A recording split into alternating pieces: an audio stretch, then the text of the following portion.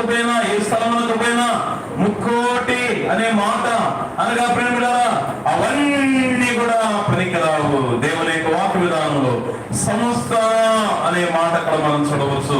సమస్త దేవతల కంటే అనగా ప్రేమిలారా నీ దేవుడు ఎలాంటి వాడు అంటే గొప్పవాడు.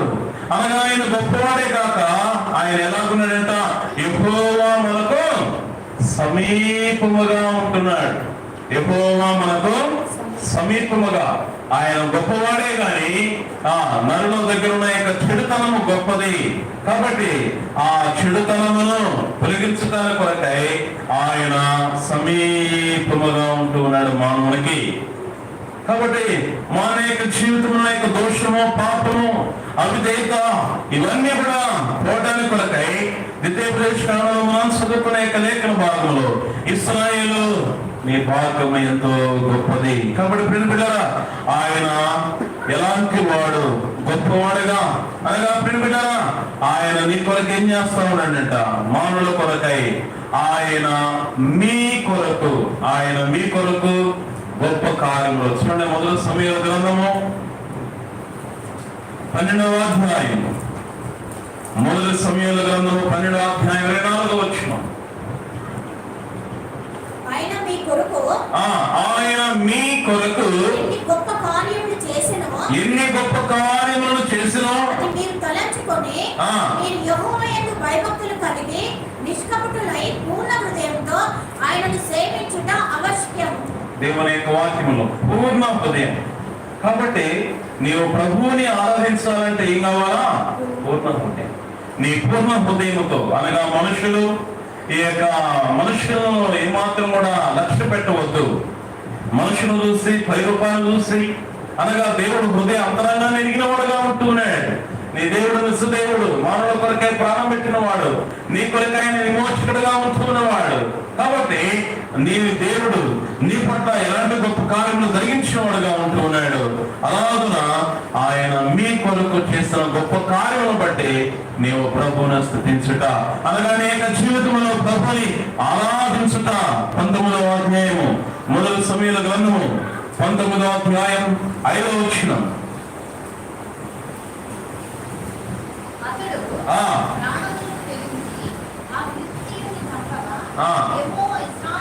యెహోవా ఇశ్రాయేలందరికీ గొప్ప రక్షణ కలుగు చేసిన. ఎవరు కలుగు చేస్తారంట?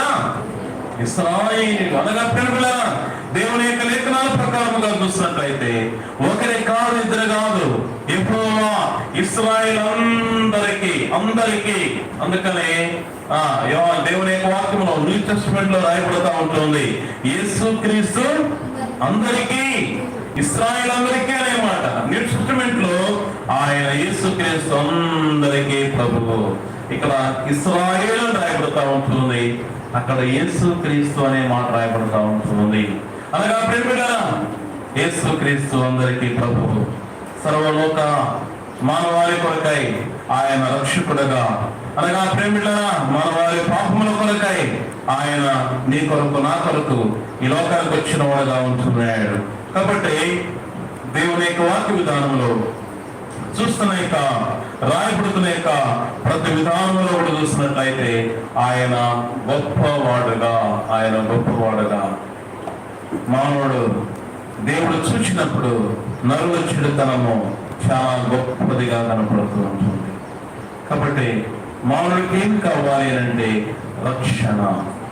ఆ రక్షణ కొరకై అనగా నేను విమోచించడానికి కొరకై, అనగా యొక్క పాపం నుంచి నేను తప్పించడానికి కొరకై, అనగా ప్రియబిడ్డలారా నేను ఆ పాపముల కొరకై ఆ కలువరిశిలలో ఆయన మ్రాణం మీద వేలాడినవాడుగా ఉంటున్నాడు.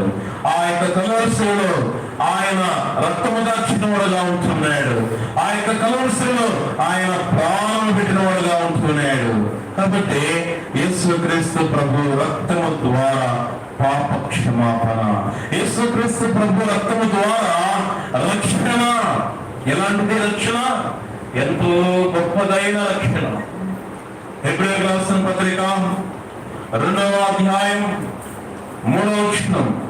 హెబ్రీయులకు రాసిన పత్రిక 2వ అధ్యాయం 3వ వచనం రాయబడుతూ ఉంటుంది, ఇంత గొప్ప రక్షణను నిర్లక్ష్యము చేసినదా. చదవనమాట.